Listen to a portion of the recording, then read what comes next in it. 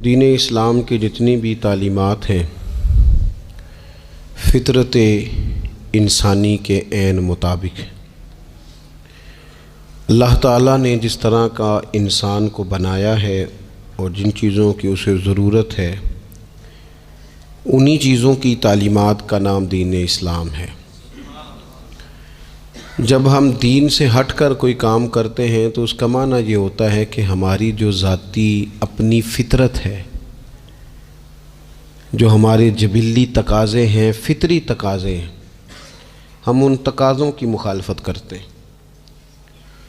دین بالکل انسان کی فطرت کے مطابق اسے احکامات دیتا ہے۔ ہماری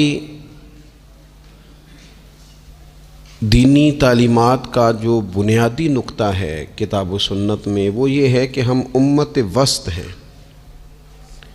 ہم درمیانی امت ہیں، افراط و تفریط سے پاک، شدت سے، غلو سے، تنگ نظری سے، ان چیزوں سے پاک، درمیانی اور معتدل امت وسط۔ افراط و تفریط سے پاک ہونا یہ اس امت کی خوبصورتی ہے۔ نہ اس طرف زیادہ جھکا جائے نہ اس طرف زیادہ جھکا جائے، بلکہ دین کا حسن یہ ہے کہ انسان معتدل زندگی گزارے۔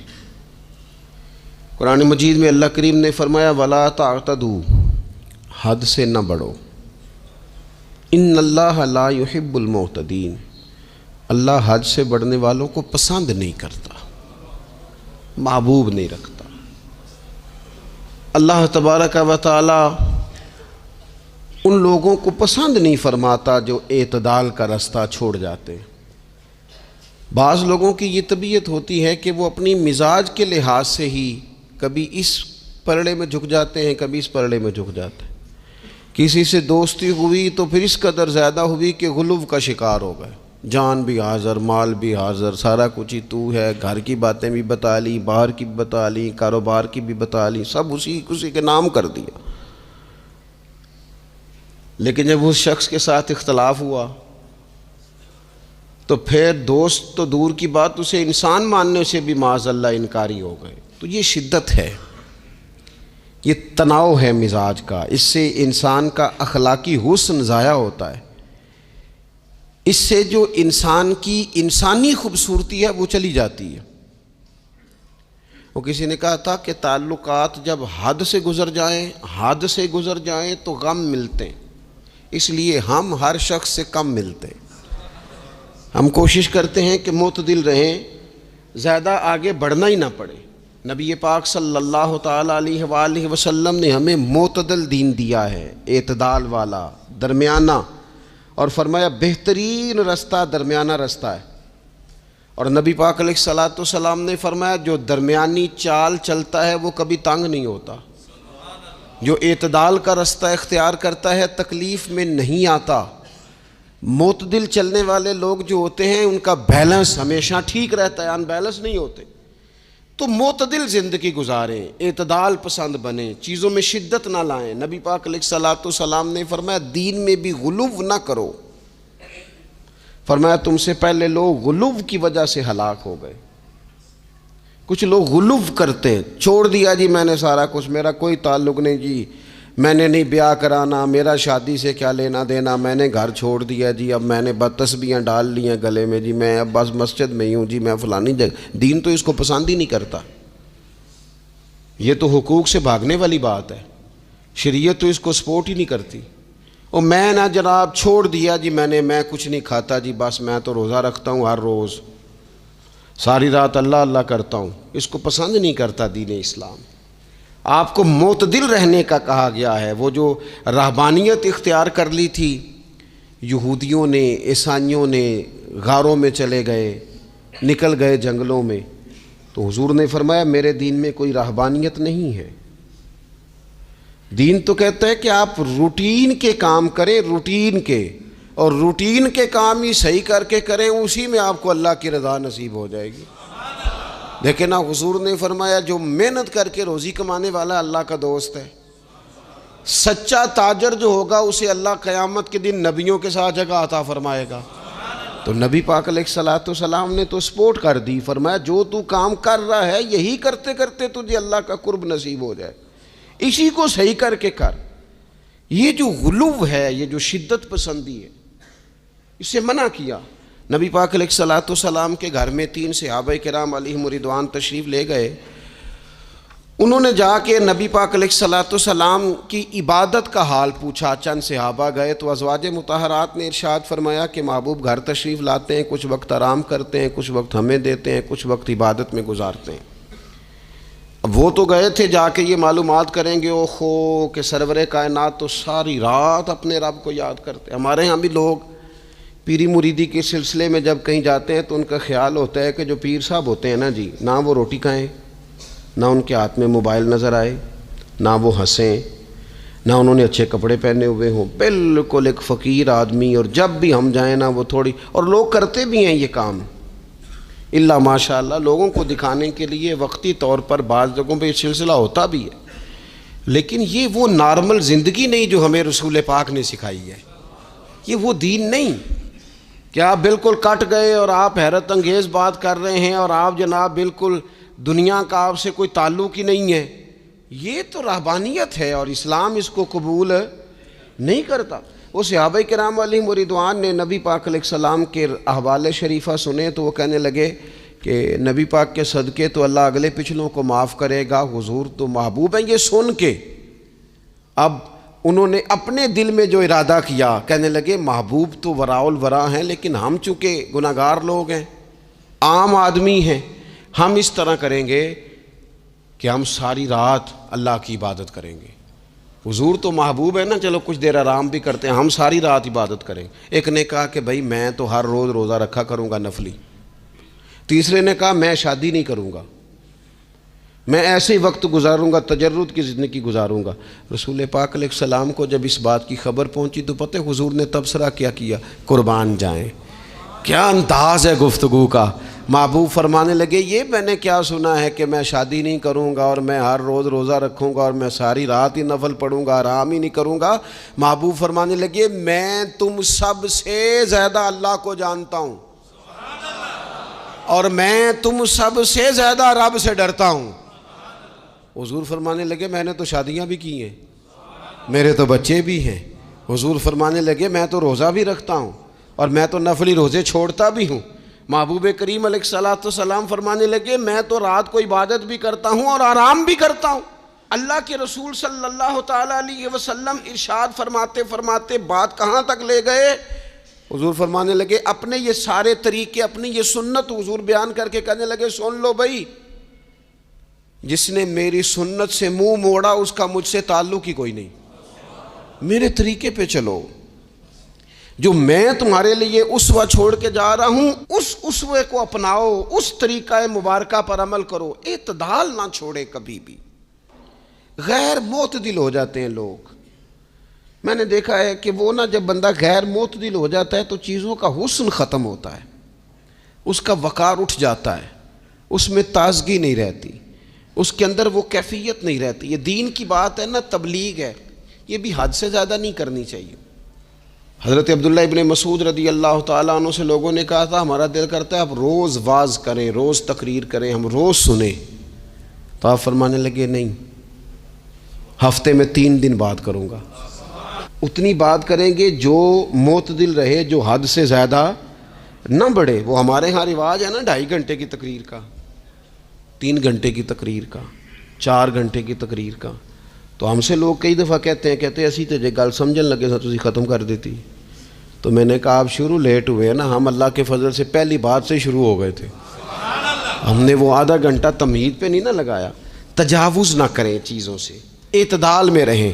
دیکھیے اسلام ہمیں یہ کہتا ہے کہ تم کھانا کھاؤ، کلو وشربو، کھاؤ بھی پیو بھی، تمام جائز چیزیں کھانے کی اجازت ہے، لیکن نبی پاک علیہ السلام نے فرمایا کمر سیدھی رکھنے کے لیے کھاؤ، اور جب تمہارا بڑا جی چاہے نا پیٹ بھر کے کھانے کو تو کریم فرمانے لگے پھر بھی 3 حصے کرو کھانے کے، ایک حصے میں ہوا ہو، ایک میں پانی ہو اور ایک میں خوراک ہو۔ پھر بھی پیٹ بھر کے نہ کھاؤ، بلکہ اللہ کے رسول صلی اللہ تعالیٰ علیہ وسلم فرمانے لگے کسی نے اتنا برا برتن بھرا ہی نہیں جتنا کسی نے اپنے پیٹ کو بھرا ہے۔ سب سے برا برتن تم نے بھرا۔ زیادہ کھائیں گے خواہشات زیادہ پیدا ہوں گی، زیادہ کھائیں گے نیند زیادہ آئے گی، زیادہ کھائیں گے غفلت زیادہ طاری ہوگی۔ لیکن کچھ لوگوں کا مقصد زندگی کھانا ہے، صبح کی پلاننگ الگ ہے، دوپہر کی الگ ہے، شام کی الگ ہے۔ آپ حیران رہیں گے کہ آپ اس ملک میں رہتے ہیں جس میں سب سے بہترین بزنس ہوٹل چلانے کا بزنس ہے۔ کھانے پینے کا کام کرو، یہ بھی بنا لو، یہ بھی بنا لو، اچھا بھلا کھا پی کے اس کے بعد فاسٹ فوڈ کا آرڈر دے دیا جاتا ہے۔ اور کھانے کے بعد کتنی ساری چیزیں، اب تو یہ میں کچھ عرصے سے دیکھ رہا ہوں، اچھا بھلا کھانا کھاتے ہیں، اس کے بعد چائے کے ساتھ بسکٹ آ جاتے ہیں۔ میرا ایک غریب گھر سے تعلق ہے، ہم تو اس وقت چائے کے ساتھ بسکٹ کھاتے تھے، رس کھاتے تھے جب روٹی کوئی نہیں ہوتی تھی، یا روٹی کھانے کا پروگرام نہیں ہوتا تھا، کوئی پرہیز چلتی تھی۔ لیکن اب وہ لوازمات چائے کے ساتھ، اب تو لوگ چائے کا، اب جی آپ کا کھانا نہیں پکانا، چائے پکانی ہے تو چلو ٹھیک ہے، چائے پک گئی، اب وہ چائے پک رہی ہے، اس کے ساتھ جناب بھنا ہوا گوشت پڑا ہے، اس کے ساتھ پیزا آ گیا ہے، اس کے ساتھ فلانی چیز آ گئی، یہ کیا ہے جی؟ اچھا پھر وہ خواہش بھی ہوتی ہے بعض میزبانوں کی کہ اب یہ تعریف بھی کریں، وہ سارا کچھ رکھ کے تو ساتھ یہ بھی کہہ رہے ہوتے ہیں تو چونکہ روٹی ڈاک چھڑی سی، لہذا پھر ہم نے نا یہ سارا کچھ کیا ہے۔ یعنی وہ کہہ رہے ہوتے ہیں کہ مہمان اب یہ کہے کہ او ہو آپ نے تو بڑا تکلف کر دیا ہے، اس کی کیا ضرورت تھی۔ تو کئی مہمان میری طرح کے بڑے پکے ہوتے ہیں، جو روز کے مہمان ہوتے ہیں نا بڑے پکے ہوتے ہیں، وہ تعریف شریف کوئی نہیں کرتے، وہ صاف ہی بات کرتے ہیں کہ تسی ایک شے رکھ دے تے اسی بھی چج نال کھا لیندے۔ اب تو یہ چکھنے چکھانے کا ہی ماحول ہے، کوئی ایک رکھتے یا ہماری مرضی کی رکھتے یا پوچھ لیتے کہ اس ٹائم روٹی کھانی ہے تو چلو ہم کھاتے۔ یہ لوازمات ہیں، یہ تکلفات ہیں، اس میں گھر والے بھی تکلیف میں، پیسہ بھی بعضوں کا ضائع۔ آپ کھانے کے لیے زندہ نہ رہیں، زندہ رہنے کے لیے کھانا کھائیں، اپنی طبیعت میں بوجھ نہ بنائیں کسی قسم کا۔ نبی پاک صلی اللہ تعالیٰ علیہ وسلم نے مومن کی شان پتہ کیا بیان کی؟ فرمایا کافر اور منافق 7 آنتوں سے کھاتا ہے اور مومن 1 سے کھاتا ہے۔ اتنا فرق ہے کافر منافق کے کھانے میں اور مسلمان کے کھانے میں۔ 6 گنا کم روٹی کھاتا ہے مسلمان، 6 گنا کم۔ حضرت عمر فاروق ملک کے شام میں حضرت ابو عبیدہ بن جراح سے ملنے کے لیے گئے تو کہنے لگے اتنی دور سے آیا ہوں، شپا سالار روٹی تو کھلا۔ تو انہوں نے اپنے بیگ سے رات کا خشک ٹکڑا کھانے کا نکالا اور پانی کا پیالہ دے کے کہنے لگے عمر یہ لو کھا لو۔ تو حضرت فاروق اعظم کہنے لگے یہی وہ مزیدار روٹی تھی جس کے لیے میں تیرے پاس آیا تھا، یہی وہ کھانا تھا، میں تلاش کر رہا تھا کہ یہ تمہیں ملے گا۔ کدھر گئے وہ لوگ جو رات کے کھانے میں فریج بھی نہیں ہوتی تھی، رات کے کھانے میں تھوڑا پانی ڈال دیا اماں نے، اس کو 3-4 دفعہ ابال لیا، رات کی روٹیوں میں تھوڑا سا پانی اور تھوڑا سا گھی، پورا گھی نہیں، تھوڑا سا پانی اور تھوڑا سا گھی، اور ساتھ دادی نانی یہ بھی کہہ رہی ہے کہ یہ پانی سے ذرا نرم ہو جائے گی روٹی، اور پھر وہ کھانا کھایا جا رہا ہے۔ اس کے اندر نہ تو ڈاکٹر آپ کو یہ کہہ رہا ہے کہ یہ نقصان کا باعث ہے، نہ معدے پہ بوجھ بن رہا ہے، نہ اس کے لیے پھر بھائیوں کو جا کے پردیس کاٹنا پڑ رہا ہے، نہ باپ کو کئی قسم کی نوکریاں کرنی پڑ رہی ہیں، اعتدال میں گھر کے اندر ہی سارا کچھ مینج ہے۔ یہ وہ حسن ہے جو اسلام کہتا ہے تم غیر معتدل ہو گئے، تم حد سے بڑھ گئے، تم نے زندگی ساری کھانے پینے پہ لگا دی۔ اور بھائی من چاہی نعمتیں تو جنت میں ملیں گی، ہم نے تو مزے کے کھانے وہاں جا کے کھانے، وہاں ملے گا پھل اور وہاں ملے گی نعمتیں جو بار بار ملیں گی، چہرے ایک جیسے ہوں گے پر ذائقہ بڑا منفرد سے منفرد نظر آئے گا۔ تو وہ جو پردہ غیب میں چیزیں تھیں وہ ساری چیزیں لوگ کہتے ہیں ہاں جی ہم ساری، غیر معتدل نہ بنے، تھوڑی سادگی لائیں، تھوڑا درمیانہ راہ، اسلام اس کو پسند کرتا ہے۔ نبی پاک علیہ السلام کی بارگاہ میں ایک مہمان آیا، ابھی وہ مسلمان نہیں تھا، تو محبوب نے فرمایا ایک بکری کا دودھ دھو کے اسے پلا دو۔ ایک بکری کا دودھ دھویا گیا، پلایا گیا، پھر دوسری کا دودھ دھویا گیا، پلایا گیا، پھر تیسری کا، وہ 7 بکریوں کا دودھ پی گیا۔ صبح اللہ نے توفیق دی اور وہ کلمہ پڑھ گیا۔ اب نبی پاک علیہ السلام نے فرمایا اسے بکری کا دودھ دھو کے پلاؤ. ایک بکری کا دودھ پیا, دوسری کا پی نہ سکا, رات 7 کا پی گیا تھا. تو میرے کریم فرمانے لگے یہ مومن اور کافر کا فرق ہے. جب تک یہ حالت کفر میں تھا 7 بکریوں کا دودھ پی گیا, اب یہ مومن ہوا ہے تو اللہ تبارک و تعالیٰ نے ایک دودھ کے ساتھ ہی اسے سیر فرما دیا ہے.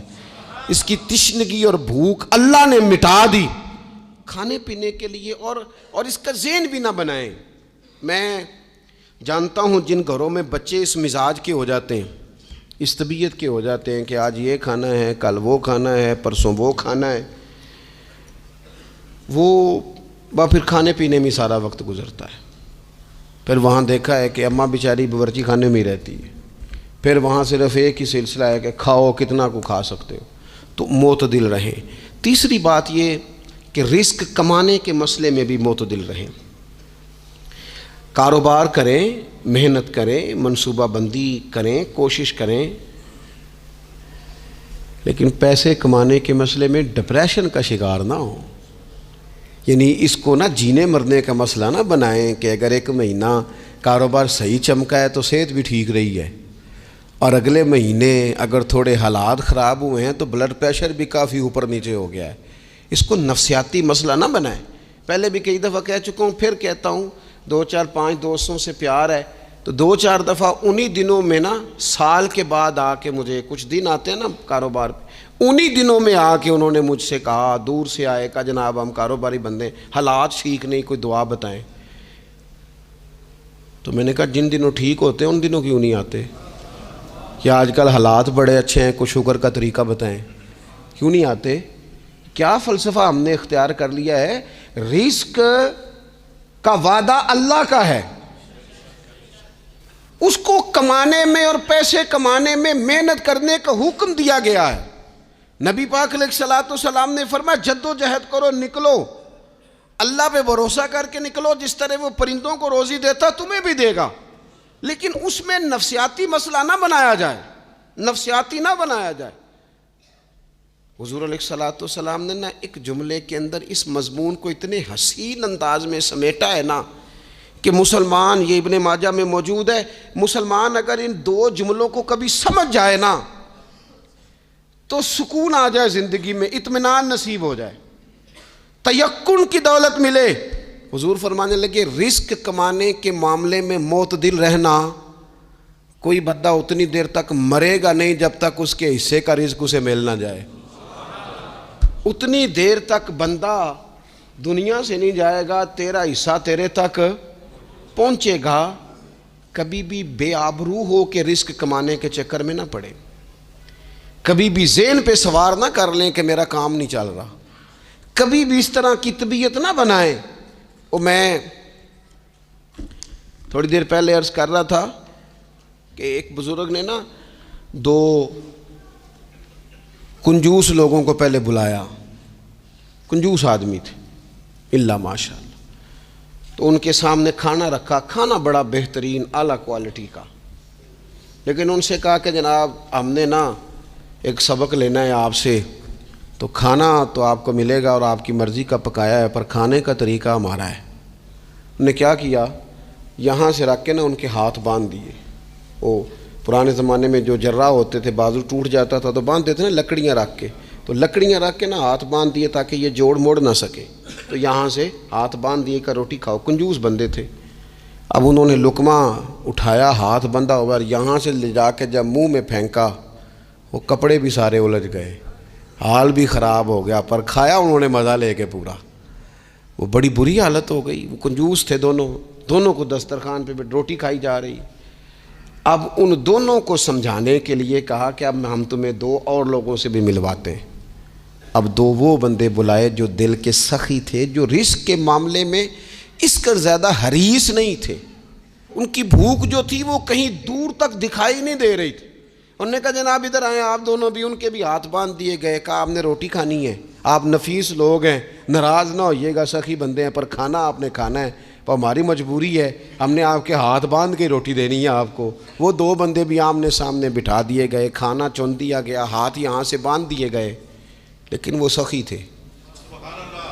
انہوں نے کہا جناب کوئی مسئلہ نہیں، اللہ تعالیٰ توفیق دے گا۔ انہوں نے کیا کیا، وہ لقمہ لگاتے اور ایک دوسرے کے منہ میں ڈالنا شروع کر دیتے، کھانا بھی کھا لیا، کپڑے بھی بچ گئے، نفاست بھی قائم رہ گئی، اور کسی قسم کی کوئی پریشانی آئی۔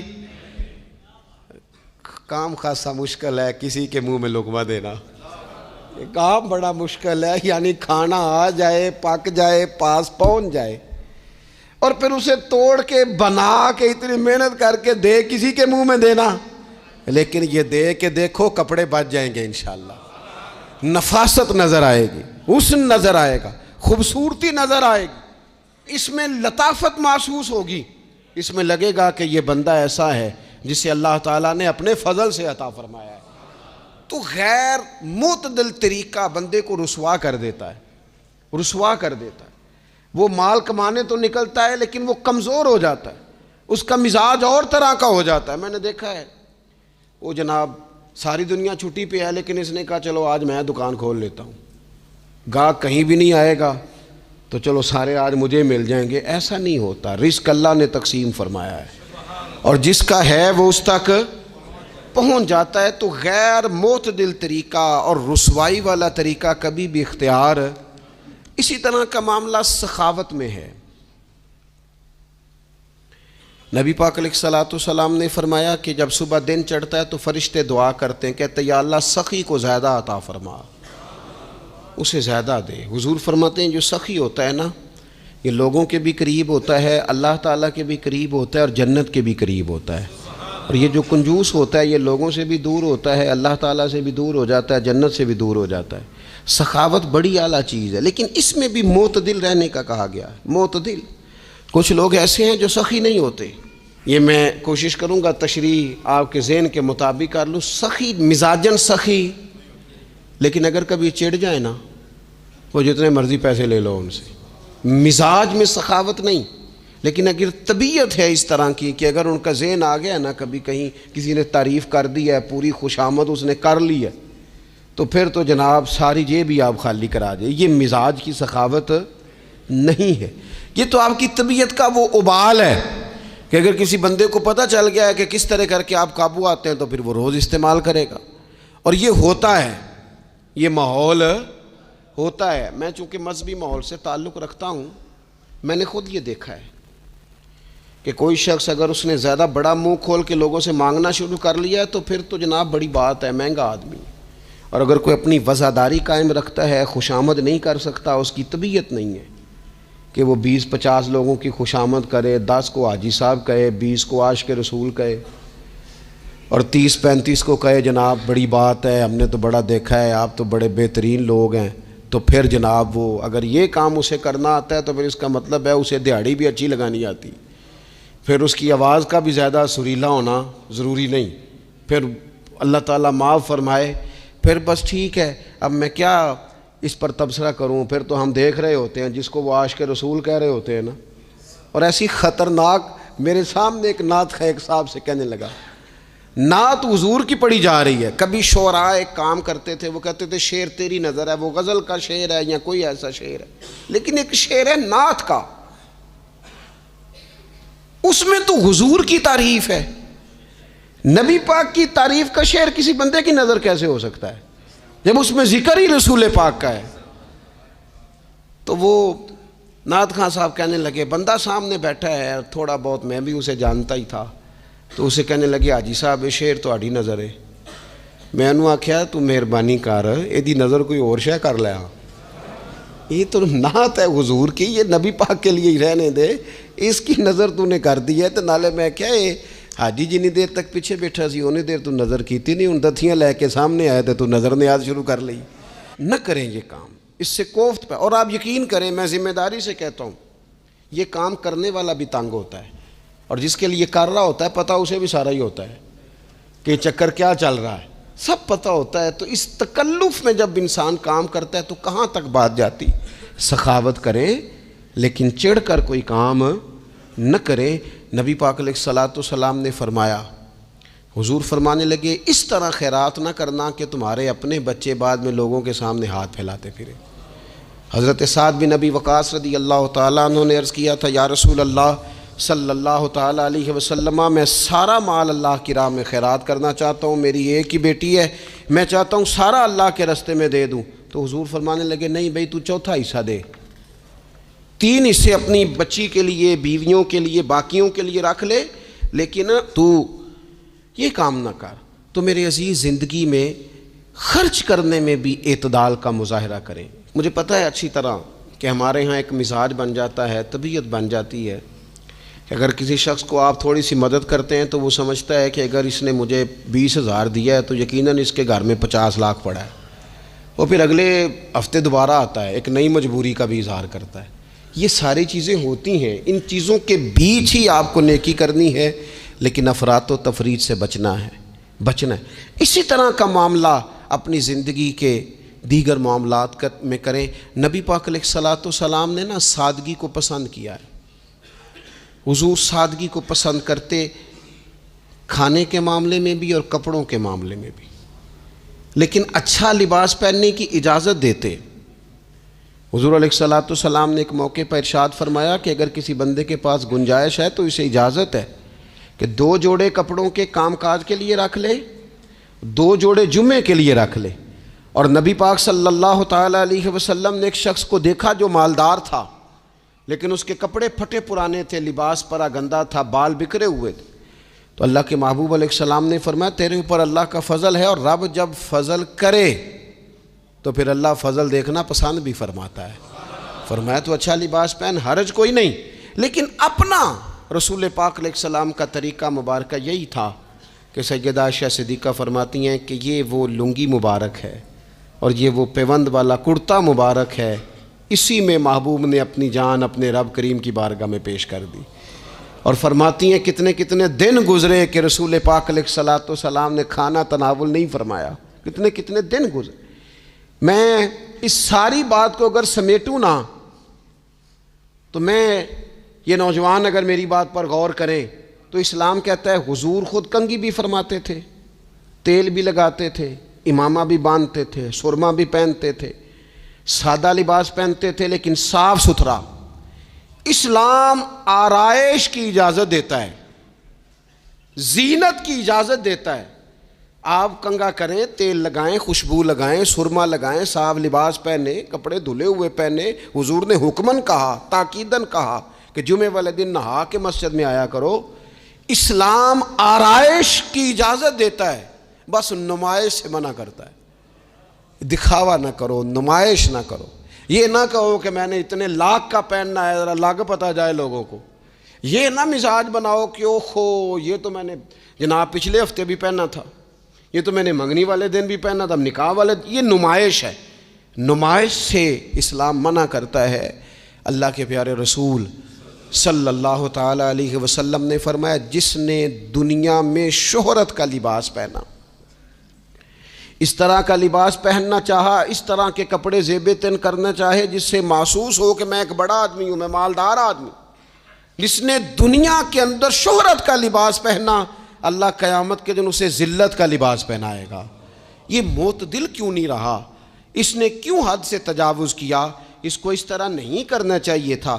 رسول رحمت صلی اللہ تعالیٰ علیہ وآلہ وسلم نے ہمیں جس چیز کی اجازت دی ہے وہ کام ہم کر سکتے ہیں، اور جس سے نبی پاک علیہ الصلوۃ والسلام نے ہمیں روکا ہے اس کام سے ہم نے بچنا ہے۔ ایک اور بات بھی خاص اور بالخصوص نوجوانوں سے کرنی ہے، وہ خاص جس طرح کھانے پینے میں معتدل رہیں، کمائی کرنے میں معتدل رہیں، خرچ کرنے میں اعتدال کا مظاہرہ کریں، لباس میں اعتدال کا مظاہرہ کریں، اسی طرح نا یہ آرام کرنے میں بھی ذرا معتدل رہیں۔ بہت زیادہ آرام کرنے لگ گئی ہے نئی نسل۔ آپ ضرورت سے زیادہ بھی سو لیں تو تھکاوٹ بڑھ جاتی ہے۔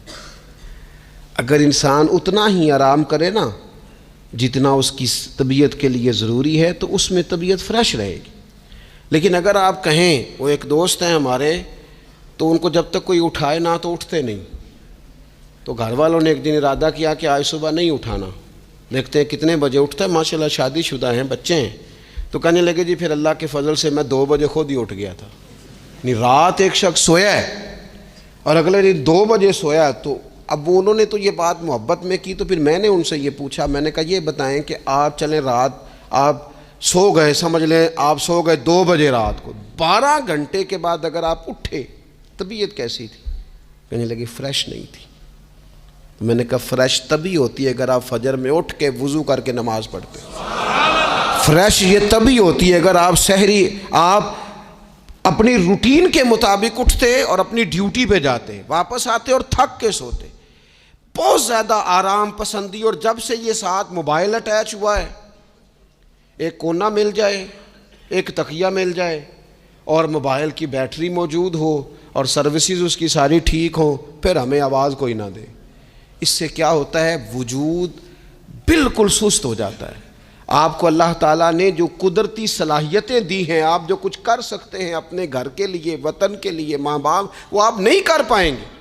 زنگ آلود ہو جائے گا وجود، ہر وقت کی تھکاوٹ، ہر وقت کا مزاج کے اندر سستی کا آ جانا، اعتدال سے نہ نکلیں۔ نیند 7-8 گھنٹے بہت کافی ہے، اور وہ بھی میں آپ کو ایک ذاتی بات بتاتا ہوں، اگر اللہ چاہے نا بندے کی نیند پوری ہو تو کئی دفعہ صرف 20 منٹ آنکھ لگ جائے تو بندہ فریش ہو جاتا ہے، اور اگر منظور نہ ہو مالک کریم کو تو پھر ٹھیک ہے، لوگ لیٹے ہوئے۔ اللہ کے پیارے رسول صلی اللہ تعالیٰ علیہ وسلم نا بہت زیادہ آرام طلبی کو پسند نہیں کرتے، مسلسل جد و جہد۔ گھر آئے، کچھ دیر آرام کیا، نماز شروع کر لی، حضور تہجد میں اٹھ گئے، پھر حضور فجر میں اٹھ گئے، دوپہر میں تھوڑا سا آرام فرماتے تاکہ رات کو بیدار رہنا آسان ہو، لیکن بہت آرام پسندی۔ ہمارے حضرت صاحب فرمایا کرتے تھے زمین کے اوپر کام، نیچے جا کے آرام۔ وہ کسی نے کہا تھا جاگنا ہے جاگ لے افلاک کے سائے تلے، پھر تو حشر تک سوتا رہے گا خاک کے سائے تلے۔ سونا ہی ہے نا، مرنے سے لے کر قیامت تک سونا ہے نا، تو اب تو جاگنے کا وقت ہے۔ نبی پاک صلی اللہ تعالیٰ علیہ وسلم نے حضرت معاذ ابن جبل رضی اللہ تعالیٰ عنہ کو یمن کا گورنر بنا کے بھیجا تو نصیحت فرمائی تھی۔ حضور علیہ الصلوۃ والسلام نے فرمایا تھا تمہیں گورنر بنا کے بھیج رہا ہوں، عیش کوشی سے بچنا۔ حضور فرمانے لگے اللہ کے بندے آرام طلب نہیں ہوتے، رب کے بندے تو محنت کرنے والے ہوتے ہیں، جد و جہد۔ وہاں جا کے عیش کوشی سے بچنا، یہ مسند امام احمد بن حنبل میں موجود ہے۔ یہ جو آرام ہے نا، ہمیں بلائے کوئی نہ، آواز کوئی نہ دے، مرضی سے اب تو چھٹی ہے جی، اب تو میں نے سویرے اٹھنا ہی نہیں۔ او بھائی ڈھیر سارے کام ہیں جو چھٹی والے دن کرنے کے، ڈھیر ساری ذمہ داریاں ہیں جو چھٹی والے دن پوری کرنے کی۔ اپنی زندگی سے، اپنے وجود سے کچھ نفع لیں، ایسا نہ ہو کہ یہ بیکار ہو جائے۔ لیکن اگر زندگی صرف اور صرف کھانے پینے میں، لباس پہننے میں اور باتیں کرنے میں لگ جائے تو پھر تو آپ بیکار ہو جائیں گے۔ پھر تو محسوس ہوگا کہ جیسے انسان نہ خوابوں کی دنیا میں زندہ ہے، باتوں کے ساتھ اپنے دل کو مطمئن کرتا ہے۔ اس نے اچھا لباس پہن لیا ہے، بس آئینے میں اپنے آپ کو دیکھ کے خوش ہوتا رہتا ہے، طرح طرح کے کھانے منگاتا رہتا ہے، بس زبان کے ذائقے پورا کرتا رہتا ہے۔ امام طبرانی حدیث لائے ہیں، رسول پاک صلی اللہ تعالیٰ علیہ وسلم نے فرمایا میری امت میں ایسے لوگ آئیں گے جو رنگ برنگے کھانے کھائیں گے، انواع و اقسام کے مشروبات استعمال کریں گے، طرح طرح کی زیب و زینت کریں گے، اور منہ پھاڑ پھاڑ کے باتیں کریں گے، منہ کھول کھول کے گفتگو کریں گے۔ حضور نے پتہ کیا فرمایا؟ فرمایا یہ میری امت کے بدترین لوگ ہیں، یہ بدترین لوگ ہیں جن کا مقصود ہی صرف لباس پہننا ہے، مقصود ہی صرف کھانے کھانا ہے، مقصود ہی منہ کھول کھول کے باتیں کرنی ہے۔ ان لذات میں جو لوگ پوری طرح الجھ گئے، کوئی خیر کا کام ہی نہ کر سکے، کوئی مقصد زندگی کی طرف ہی نہ بڑھ سکے، یہ بدترین لوگ ہیں۔ عزیز دوستو، ان 3 چیزوں میں ڈھیر سارے لوگ، اللہ تعالیٰ معاف کرے اللہ ماشاء اللہ، اللہ سب کو محفوظ رکھے، اپنی زندگی کو ضائع کرتے دکھائی دیتے ہیں۔ یا تو کھانے پینے کا شوق ہے، یا لباس کی زیب و زینت کی طرف توجہ ہے، یا بس نشستن گفتن برخاستن بیٹھے ہیں اور باتیں کی ہیں اور اٹھیں اور اتنی باتیں کی ہیں، اتنی باتیں کی ہیں، اس میں بھی کوئی اعتدال نہیں۔ بہت زیادہ بولنے سے وقار چلا جاتا ہے، بہت زیادہ باتیں کرنے سے باتوں کا حسن ضائع ہوتا ہے، بہت زیادہ بولنے والے کے جملے قیمتی نہیں رہتے، بہت زیادہ باتیں کرنے والا آدمی بے وزن اور بے وقت ہونے لگتا ہے۔ بغیر مانگے مشورہ دینے والے لوگوں کے مشوروں کو لوگ ردی کی ٹوکری جاننے لگتے ہیں۔ اپنی زندگی کو اگر وزادار اور باوقار بنانا چاہتے ہیں تو ذرا لباس میں بھی سادگی ہو، اللہ کی ہر نعمت خوش دلی سے استعمال کی جائے۔ سادہ کھانا بھی ملے تو رب کی عطا سمجھ کے رغبت کے ساتھ، شوق کے ساتھ اسے استعمال کیا جائے۔ مجلس میں بیٹھا جائے تو سیکھنے کی کوشش کی جائے، دوسروں کی باتوں کو سنا جائے۔ اللہ تعالیٰ نے نا کان 2 دیے ہیں، زبان 1 دی ہے۔ معنی کیا ہے؟ ڈبل سننا چاہیے اور سنگل بولنا چاہیے۔ 2 گنا سنیں اور اس سے آدھی گفتگو کریں۔ اور ہمارے حضرت تو فرمایا کرتے تھے اپنے جملوں کو چھوٹا کرو، جو بات تھوڑے جملوں میں کہی جا سکتی ہے اسے لمبے جملوں میں نہ کہو۔ ہر بات کی وضاحت کرنا اور ہر بات کا پس منظر بیان کرنا اور بات کو اتنا لمبا کر دینا کہ اصل بات ہی اس میں سے رہ جائے، بیچ میں سے مدعا ہی ختم ہو جائے، آنے کا مقصد ہی کسی کو سمجھ میں نہ آئے، اس سے بھی انسان اعتدال کا رستہ چھوڑتا ہے۔ تو فرمایا ولا تعتدوا، حد سے نہ بڑھو، ان اللہ لا يحب المعتدین، اللہ حد سے بڑھنے والوں کو پسند نہیں کرتا۔ اللہ تبارک و تعالی ہمیں دین کا جو حسن ہے اعتدال پہ رہنا اس پہ ہمیشہ قائم رکھے۔ آخر دعوایا ان الحمد للہ رب العالمین۔